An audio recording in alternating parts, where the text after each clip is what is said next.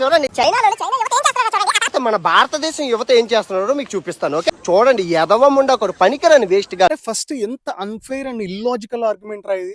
అరే వీళ్ళందరికీ చెంప పగిలేలా ఒక ఆన్సర్ చెప్తాం వినండి. First Japan. So Hiroshima and Nagasaki were devastated by US, that right. After US వాళ్ళకి చాలా హెల్ప్ చేసింది జపాన్కి.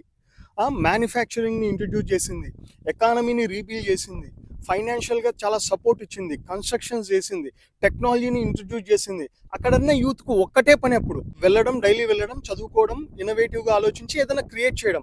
అందుకనే వాళ్ళు సక్సెస్ కొట్టినారు, వాళ్ళు ఇన్వెస్ట్ చేసినారు యూత్ మీద.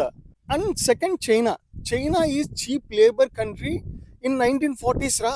అక్కడున్న గవర్నమెంట్, ఎడ్యుకేషను అండ్ ఇండస్ట్రీ ఒకటే డైరెక్షన్లో పనిచేసినాయి. రిజల్ట్ ఇప్పుడు number 1 manufacturing hub in the world China. Third, మనమేం ఇన్వెస్ట్ చేస్తున్నాం రా మనం ఇండియాలో మన యూత్ మీద? ప్రోమా తప్ప. ఎలిమెంటరీ స్కూల్లో మొదలవుతుందిరా వాడికి. ఏ ఫర్ యాపిల్ అంటాం, 5th క్లాస్ వచ్చినా కూడా ఏ ఫర్ యాపిల్ అంటాడు. ఏ ఇచ్చి కొన్ని వర్డ్స్ చెప్పమంటే వాడే చెప్తాడు కదరా. కానీ నేను ఎడ్యుకేషన్ సిస్టమ్ని ఏమని అనట్లేదు.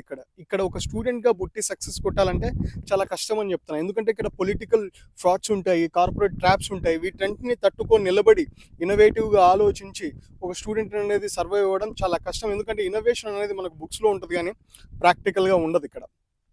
ఆన్ ది అదర్ హ్యాండ్, ఒకవేళ గవర్నమెంట్ కరెక్ట్గా స్టూడెంట్స్ మీద కానీ మన యూత్ మీద కానీ ప్రాపర్గా ఇన్వెస్ట్ చేయగలిగితే డెఫినెట్లీ మనం no need to look up for China and no need to look up for Japan. We'll create our own Japan and our own China.